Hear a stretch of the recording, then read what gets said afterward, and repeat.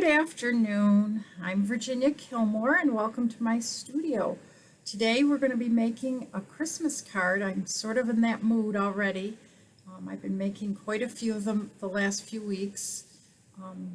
So we're going to start that in a few seconds, but I want to remind you that next Tuesday I'm hosting something I call Coffee and Cards at 10:30 in the morning. It'll be a live Facebook event where you can help me select what I'll use to make the card.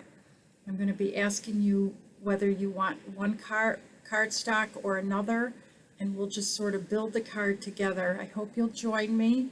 There'll be lots of fun. It's a live event, so we'll see how that goes. And just a reminder that if you follow me or like this page, you will be able to get a notification when it starts live. So let's get started.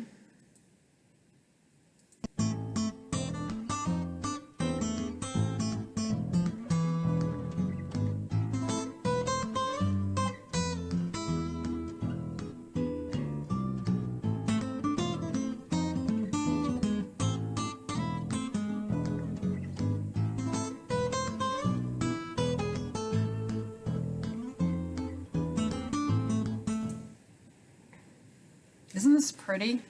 I love the way the color peeks out behind it. So we are going to get started on the card right away. It's a very quick card to do.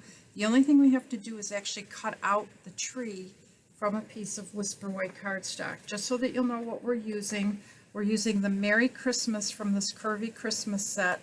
And then we're actually just using the framelit from In the Pines. So I'm going to pull that out so you can see which one it is. I remember seeing this one and thinking, how strange is that you just cut out little holes? But now I know why, because it's going to make this lovely little card. We are also using a classic Christmas cardstock that's available in the bundle that's only available for the next month and a half. I should have opened that ahead of time, but you can see there's three main colors, Cherry Cobbler, Sahara Sand, or Shaded Spruce, which is the color of the ink we'll use. And I've already pre-cut everything for you so that you don't have to wait for me to do that. And again, I always have that list right here. I probably should zoom out so you can see. Hoping that that's following along. So there's that. Here's the cardstock that we're going to be using, 8.5 by 5.5. The background, which I'm going to actually glue right on, and this is the piece we're going to cut out. I'm going to get this glued on just because I like to have those things glued on ahead of time.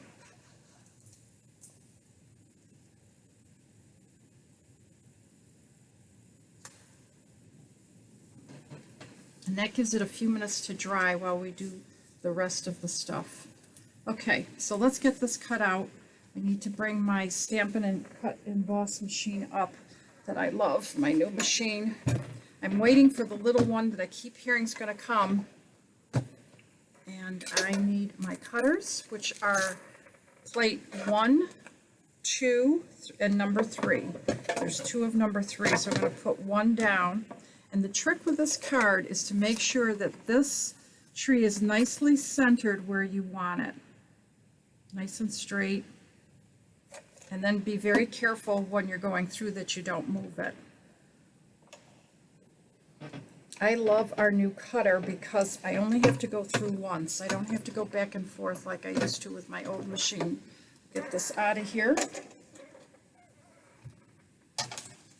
And see how all those little pieces pop right out. I can use my take your pick tool, or it looks like I've got most of them gone anyways. So now all that's left to do is to stamp my sentiment and then put our card together. So I'm going to take this and stamp it with Merry Christmas from my Curvy Christmas set.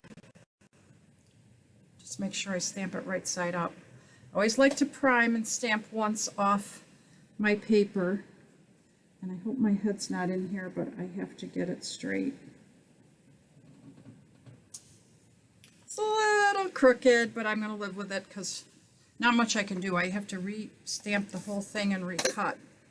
But remember, it's a handmade card. Now, I had the option of just putting this directly on here, and I liked it, but I really think this extra cardstock adds a little bit of an interesting element.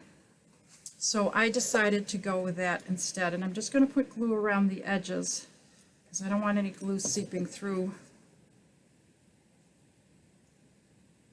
And it's very tight. It's only 1/8 of an inch bigger on all 4 sides. It's a really nice frame size. I like that.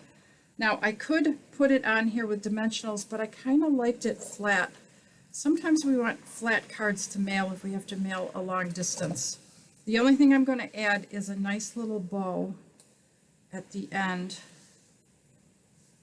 Isn't that pretty? It's so simple.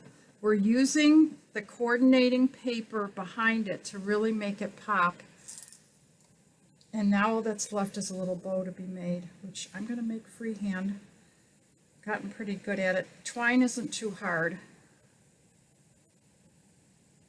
The only thing is I will have to make adjustments. Okay, I'm going to trim that, get it glued down, and we're done. I just need to get a glue dot, which is right here. Take my Take Your Pick tool.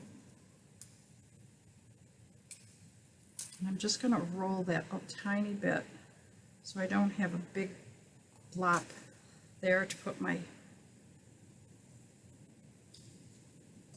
glue dot down. And I've got a really nice Christmas card. It didn't take me very long, and you have something that you can send out very quickly. I hope you enjoyed that today. It was really a fast day. Don't forget next Tuesday, coffee and cards at 10:30. If you want more information, you can text me or email me. I hope you have a great day, and I'll see you tomorrow for Fast Card Friday. But actually, tomorrow is Gift Giving Friday. So you'll see what I mean tomorrow. Have a great day.